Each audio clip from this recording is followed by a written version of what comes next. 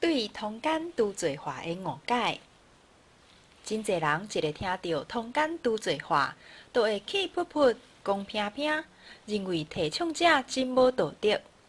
安尼落，无论你有结婚无结婚，要甲谁斗就甲谁斗，会造成社会稳定的大危机。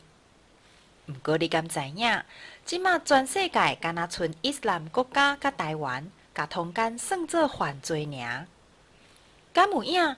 敢讲全世界大部分的国家结婚了后，拢会使甲别人学白来？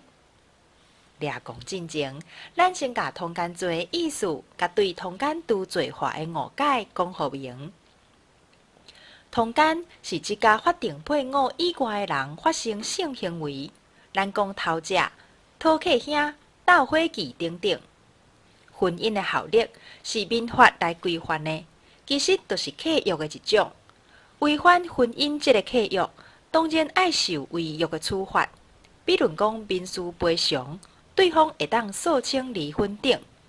也就是讲，毋是偷食无代志，若互人掠着，应该赔嘛是爱赔。古早人用洗门风来赔偿，就是即个道理。人若要甲你离，在讲条件的时阵，嘛较无赢面。金钱的损失掠过，囡仔凡事也会离开你。毋过，通奸罪的即个罪，意思是违反刑法，甲杀人放火做贼偷是用同一部法律来判刑，是爱掠去关的了。人生海海，无拄着啥人知。感情、婚姻，互国家用刑法来插手，对现代民主国家的体制来讲，实在伤悍。这毋是道德问题，是国家的法律对人民的干涉无应该遐深的问题。所以讲，通奸除罪化是要甲通奸罪对刑法内底提调，用民法来保障婚姻契约就有够额。有人认为，通奸罪是弱势女性最后的武器，会当保障女性的权益。咱真足想一下。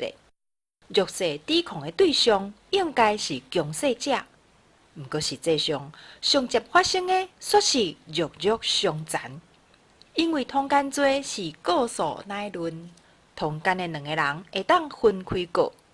目前斗伙期的人比讨客兄的人加真济，加上社会对女性、男性的期待差真大码，地主做某的定定敢若告互你正，袂去告家己的翁婿。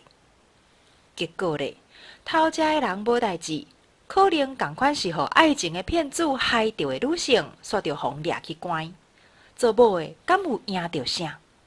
一口气以外，其实嘛无。当然，嘛有人认为人生在世，就像法兰西水，食一点亏嘛。伫遮无要做人生道理的款劝，主要是望在考虑赞成也是反对通奸除罪化进前，毋通有误解，才会当好好思考甲讨论。